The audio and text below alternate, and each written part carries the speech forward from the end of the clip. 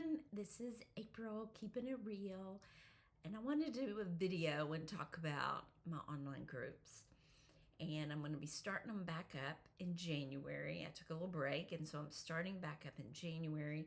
And I'm offering a really big discount for women to sign up and be a part of the group. So stay tuned for after Thanksgiving that Friday. I'm going to post the discount.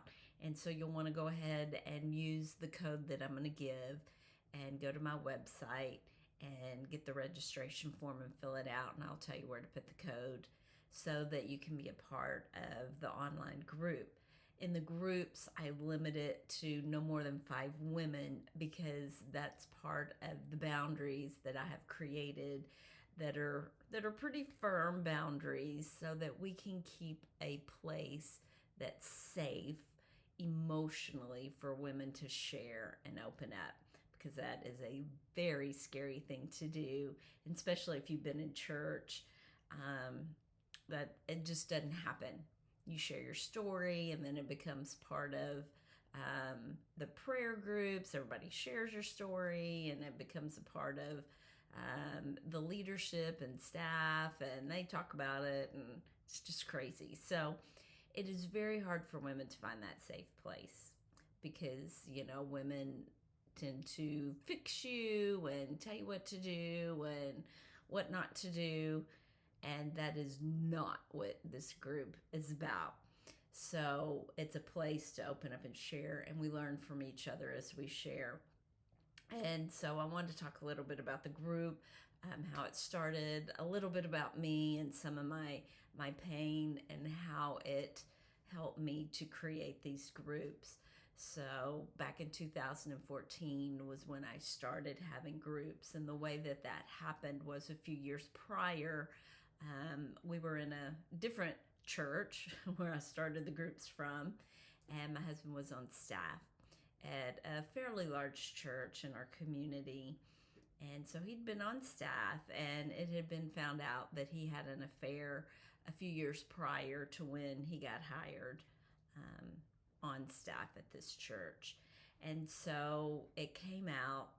It was news to me because the way I lived my life was I was the perfect Christian wife, in the church. And so I was so disconnected from myself.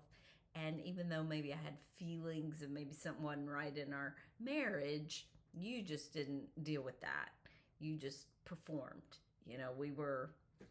I was a great Christian wife. And so when it came out, it was very public in the church. I was devastated. And first of all, of being that wife, of how could I have not known, to these other people knew before I did, because that's the way our church did it. Everybody talked about it, and then they were coming to me, people that I really wasn't close to, and oh, I'm so sorry. So I was humiliated. So I was humiliated from that, from what my husband did, to the way the church treated me. And then, the friends that I had in church were trying to fix me. And me being the perfect Christian was trying to be fixed and trying to do this whole forgiveness thing. And then I had a friend that was a counselor that was like, what are you doing? Aren't you angry? And all these things and feelings I was supposed to feel. I couldn't feel any of them, because we weren't angry at the church, especially for women. You had to play your part as women, and you were to submit to your husband and to forgive, and the family, you got to stay together no matter what. I was confused. And so we stepped out of the church because the way they were trying to fix us, to heal us and pray for us and all these things, there was something that I broke because it was so public. I didn't know what to do. And I'm trying to keep my life together. And actually, another pastor became good friends, and he was so kind and helped us to provide a retreat to go to. And in this retreat, the person that had it he was in ministry, and he got hurt. His wife left him because he was doing all the right Christian things and it just wasn't working, and he became a marriage counselor, therapist. And so we're doing this week-long group with other ministers that were sent to this week-long retreat because something happened in their church. They were broken. They needed to be fixed. So a lot of churches sent people on staff to this place. And it was a miracle how we even got in, like a couple of weeks before. And so we were there, and one of the first questions that he asked us in a group, I learned a lot of group techniques and different things from him. He was excellent.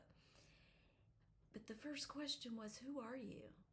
And we'd all respond, oh, I'm a husband, I'm a wife, I'm a daughter, a son, I work here, I'm this, I'm that. And he's like, no, not what you do. Who are you? And then we were all, did the Christian thing. We're children of God. That's who we are. We're children of God. We're servants. And he's like, no. Who are you? And it just was empty in me. I had no clue. I did not know how to answer that. And, then the feelings of not being able to answer that was very eye-opening. And so that started this long journey of trying to decipher that, uncover that, answer that, and realizing in this process of my journey, we pretty much lost everything. Me and my husband, we had one child, and I just was like, one day going through this and his depression, and he's trying to open up and talk to me. And I think we even went to a counselor, and we were just lost because of our religious belief was so strict. We had no idea who we were. And so I got to a place is like, I'm going to go stay with my dad. There was an opportunity. And, me and my dad, I loved him, but we weren't really close. When he left my mom, he moved away to another state. And so they offered him and his wife, and it's like, I'm going. And my husband's like, well, I guess I'll go. I'm like, whatever. I got to take care of me. I have to find me. And for the first time, I stepped out, was like, I need to find me. And so I moved out with my dad, and just opportunities came, and I just began to be like, well, I just need to learn something, because what I was learning in church didn't help me. Learning, I really never changed. I was just like some kind of Stepford wife, some kind of robot, and I could perform really, really well as a child of God, being in God's army and doing everything to help everybody, and learning all these things from the outside as to, okay, I need to better myself. Because we were taught we were sinners. We were bad. When we came into the world, we're terrible. We're sin. And, Jesus had to die and give his life as the ultimate sacrifice so that I could somehow work through my sin to get it out through his sacrifice. And so I had to learn how I needed all this, that God was here, and I needed to somehow to connect here, because my heart was bad.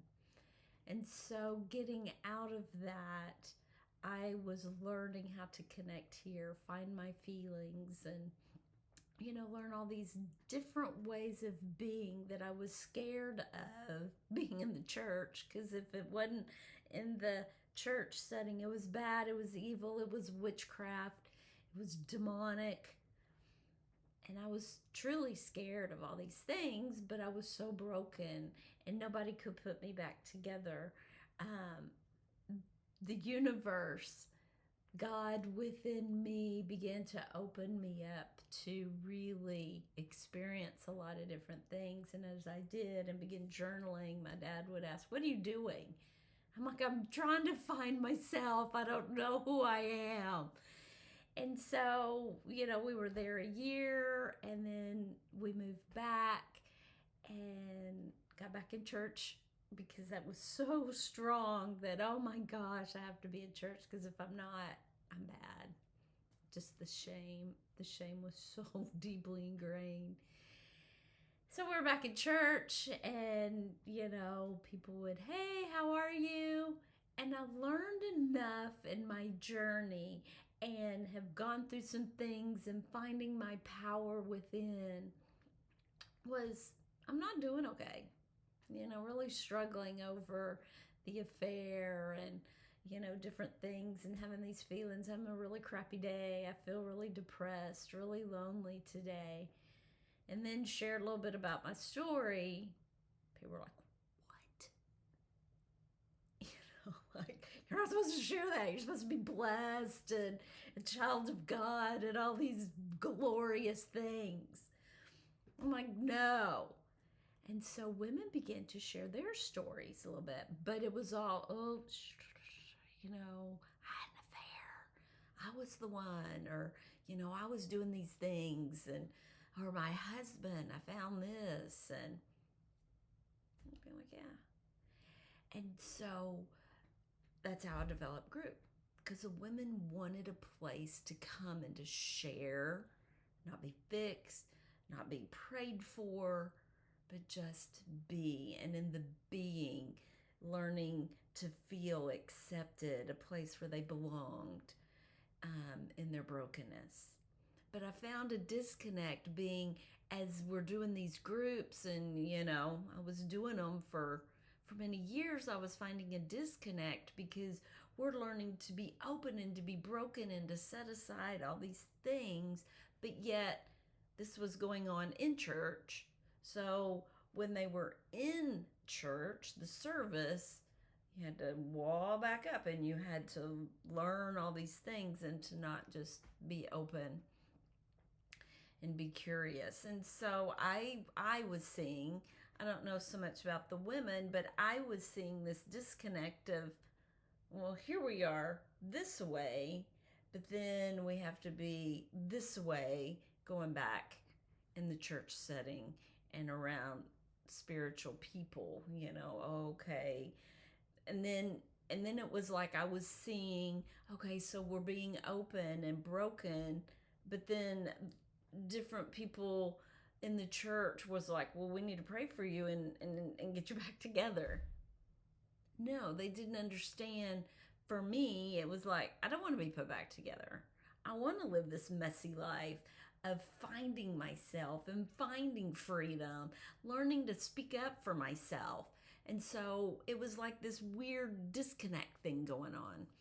And then I got in children's ministry and learning to be childlike.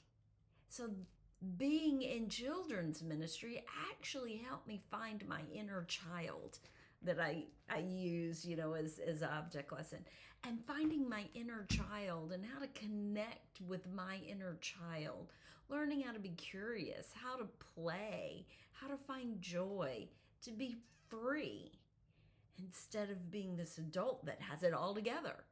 I wanted to be messy. I wanted to be the Velveteen Rabbit. I wanted to feel. I wanted to be alive. And so that was a beautiful thing, being a part of that. And then COVID happened.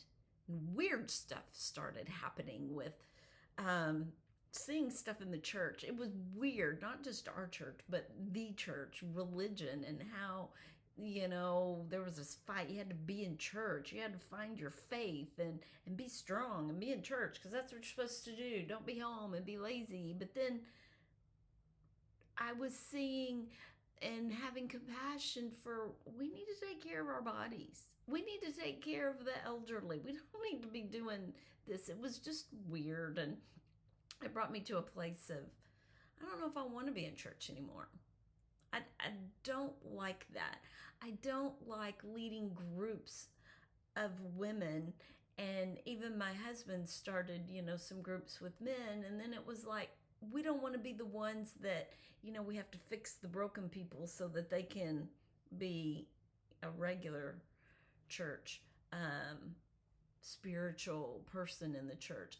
I don't know. There wasn't words with that. There was just weird kind of implications that I was feeling, and I didn't like it. Like, I want to be broken. I don't want to be fixed and be perfect. I want to be unperfect. I want to be seen, heard. I want to find my voice. I want to connect with nature. I want to focus on God in me and finding connection to my body, to my feelings. And so I was breaking out of that. And in the breaking out of, I developed online women groups.